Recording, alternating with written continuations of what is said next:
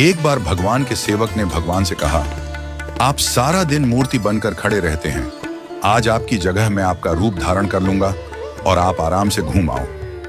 भगवान ने भी सेवक की बात मान ली, लेकिन भगवान ने शर्त रखी कि जो भी प्रार्थना करने आए उन्हें केवल सुनना और कुछ नहीं कहना। सेवक ने शर्त स्वीकार कर ली और योजना के अनुसार सेवक भगवान की जगह मूर्ति बनकर खड़ा हो गया।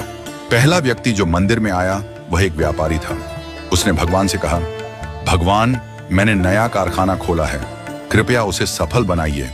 व्यापारी माथा टेकता है और तभी उसका बटुआ गिर जाता है। वह बटुआ गिराकर बिना देखे चला जाता है। सेवक बेचैन हो जाता है और सोचता है कि व्यापारी को बता दे कि उसका बटुआ गिर गया है, लेकिन भगवान की शर्तों के अनुसार वह कुछ नहीं कहता। कुछ समय बाद एक गरीब आदमी आता है और भगवान से कहता है, भगवान, घर में खाने के लिए कुछ नहीं है, कृपया हमारी मदद करें। भगवान के सामने बटुआ पड़ा होता है।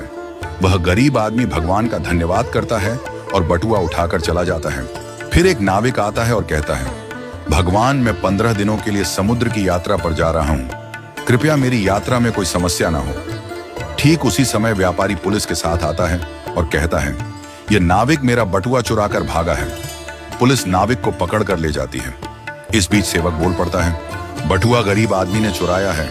इसके बाद गरीब आदमी को पकड़कर जेल भेज दिया जाता है। रात को भगवान लौटते हैं और सेवक खुशी खुशी पूरा किस्सा सुनाता है। भगवान मुस्कुराते हुए कहते हैं, तुमने किसी का भला नहीं किया बल्कि सब कुछ बिगाड़ दिया।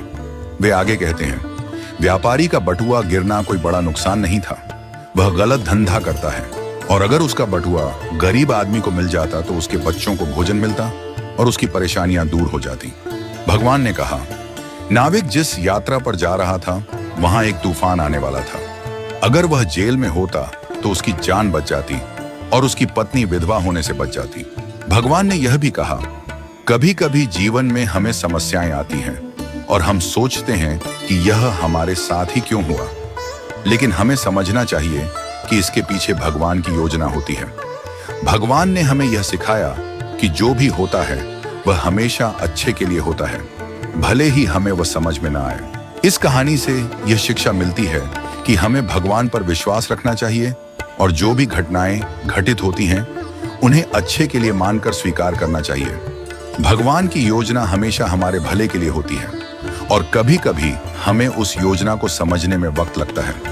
हमें हमेशा यह मानकर चलना चाहिए कि जो भी होता है वह हमारे भले के लिए ही होता है और हमें उसमें भगवान की मर्जी को स्वीकार करना चाहिए। हमें कभी भी किसी स्थिति में निराश या हताश नहीं होना चाहिए, क्योंकि हर घटना के पीछे कोई ना कोई गहरी योजना होती है जो हमारे जीवन को बेहतर बनाने के लिए होती है।